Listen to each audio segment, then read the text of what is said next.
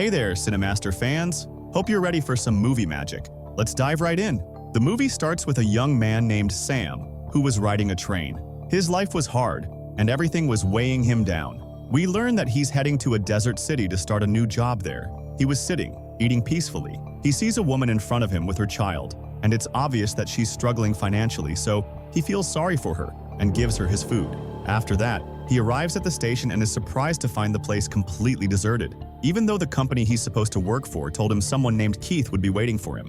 Anyway, he checks out the place until he finds this person. He tries to talk to him to get any information, but the guy isn't interested in him at all, doesn't even hear him, just lets him talk to himself. Sam asks, "Where's the bathroom?" The guy just points to the bathroom without looking at him. Sam is annoyed by this guy's attitude, but he has no choice. He goes into the bathroom to freshen up, and as he's there, someone walks by and says, "Hurry up." He comes out of the bathroom and realizes the guy he was talking to is Keith, the one he was waiting for from the company. So he gets in the car with Keith and they head to the job. On the way, Keith tells him the trip will cost $300. Sam says, "The boss said I'd only pay $200. I'm not taking less than $300. If you don't like it, get out." Sam knows this area is remote and there's no one else to take him, so he has to go along. It turns out Keith is exploitative and opportunistic. After a while, Sam feels really hot and tries to turn on the car's AC. Keith gets angry and says, "If the AC runs, the car's engine will break down." After a bit, the car's tire goes flat. He forces Sam to do it himself. Sam has to listen because he wants to reach his workplace. While changing the tire, he sees a stray dog attacking another dog and is shocked by the sight because he's not used to seeing animals attack each other. Keith scares off the attacking dog and kills the injured one with a stone to put it out of its misery. After that, Sam manages to change the tire, and they continue on their way to the company. At night, they camp in the desert and light a fire to keep warm and to keep wild animals away. They start talking and get to know each other better, discovering that both of them are alone and have no family. Keith asks, "Why you work so far like this?" Sam replies, "I'm living a really hard life and I don't want to beg." Keith tells him, "The people there are tough. They'll exploit you." The next day, they set off again, but this time Sam is driving while Keith sleeps. While Sam is driving, he notices that Keith is completely asleep, so he decides to turn on the AC because it's so hot. Unfortunately, after a short distance, the engine breaks down. Keith wakes up furious and gets out of the car, angry and frustrated, not knowing what to do. Sam says, "I need to go to the bathroom. I'll be back." He walks away to relieve himself, and when he's done and heads back to the car, he notices a rock in front of him shining brightly. He goes closer to check it out and discovers that it's made of pure gold. He quickly calls Keith to come and confirm if it's really gold or just an ordinary rock. As soon as Keith sees the gold, he's shocked and takes out a lighter and burns the rock. He says, if it turns black, it's just a regular rock, but if it stays the same, it's pure gold. Sure enough, it stays the same, and they confirm it's pure gold. They get their tools and start digging around it to get it out whole and take it. They try to pull it out with all their strength, but can't. Then Keith fixes the car and ties the gold to it to try to pull it out, but the rope snaps because it's so big. They spend the whole day digging around the rock. Then they notice the sun is setting. Keith says, "We need to gather firewood quickly because there are wild dogs watching us. As soon as night falls, they'll bite us." So they gather firewood and light a fire. They're so happy they start singing and dancing. At night, they sit and think together about how to get the rock out. Keith says, "Here's the solution. One of us has to stay with the rock to guard it, and the other goes to get a digger to pull it out of the ground." He says, "I think it's better you go get the digger, Sam." Sam replies, "No way, you go get the digger and I'll stay here with the gold." Keith says, "If you stay here, there are wild animals everywhere." Sam says, "I'll stay." Keith says, "Do what you want, I'll go get the digger and you stay here with it." The next day, they divide the food and drink they have. Keith gives Sam a phone and tells him, "I'll call you from time to time." Sam asks him, "Hurry up, we want to get this job done." Keith tells him, "I have a friend with a digger, I'll bring him and come right away."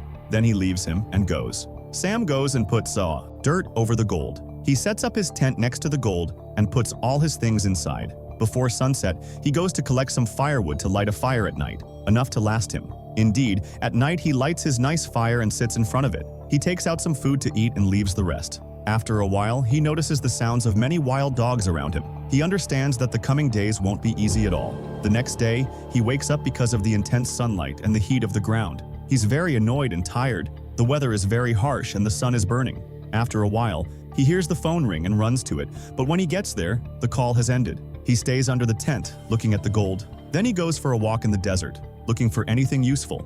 By chance, he finds the wreckage of a plane and takes some parts from it to build a stronger tent to protect himself better from the sun. He rests for a while to save his energy and not get thirsty quickly. After a while, he hears a sound outside the tent. He rushes out to the rock in case someone is trying to steal it and looks outside, but it turns out to be his imagination. There's nothing there.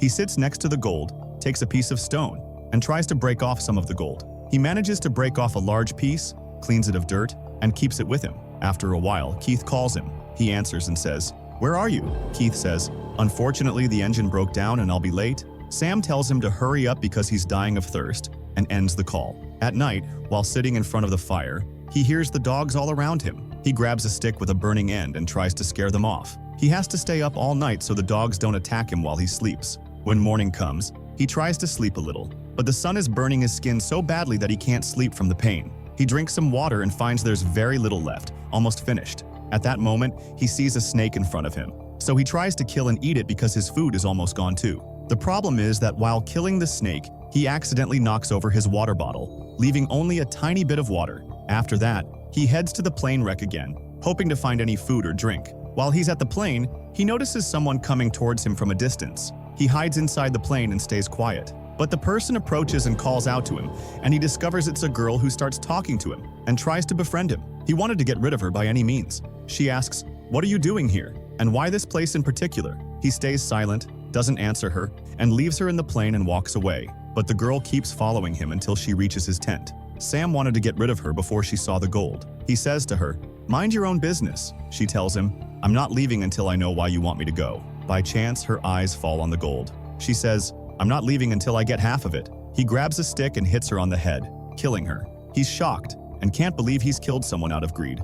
After he calms down and realizes what he's done, he takes all the useful things she had, digs a hole, and buries her. After a while, he notices a dog digging in the hole to eat her body. He quickly chases the dog away, takes out her body, gathers wood, and burns her body completely to get rid of it. The next day, he wakes up to the sound of the phone. It's Keith calling. Sam says, "Where are you?" "I'm starving."